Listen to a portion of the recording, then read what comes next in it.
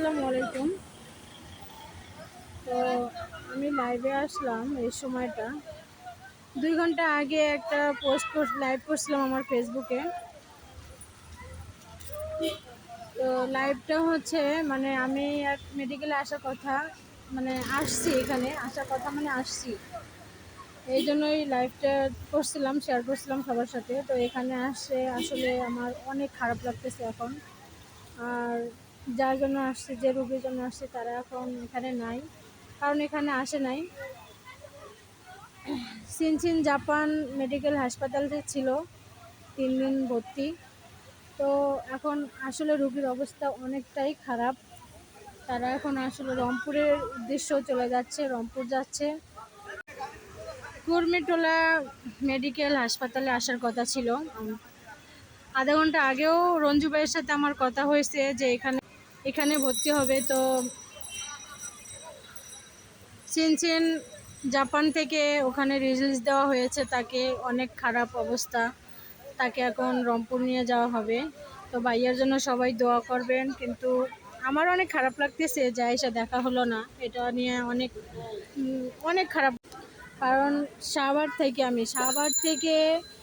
এখানে আসা, এটা হয়তো সবাই চেনে, আর যারা না চেনে তারা অবশ্যই ম্যাপে দেখলেই, ম্যাপে চার্জ দিবেন, তাহলেই দেখতে পারবেন যে এটা কোথায়।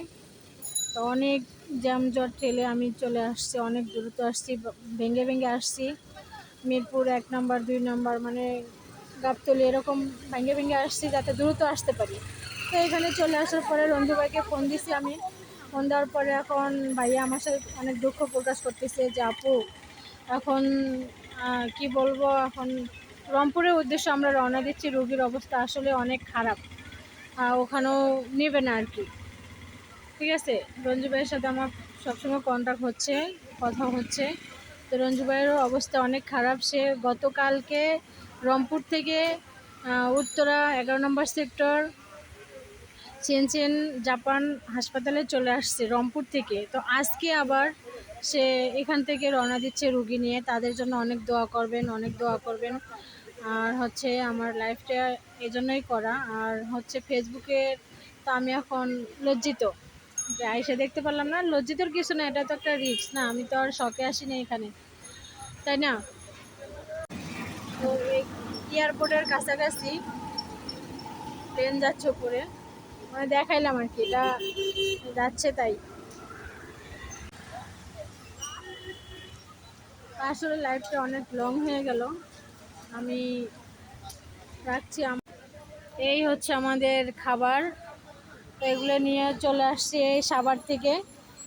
এখন এসে পাইলাম না, অনেক দুঃখিত। তো যাই হোক, রোগীর জন্য অনেক দোয়া করবেন, রঞ্জু ভাইয়ের জন্য দোয়া করবেন, তারা যেন ভালোভাবে পৌঁছাতে পারে রংপুরে। আর তাদের জন্য অনেক অনেক দোয়া করবেন। আল্লাহ হাফেজ, ভালো থাকবেন সবাই।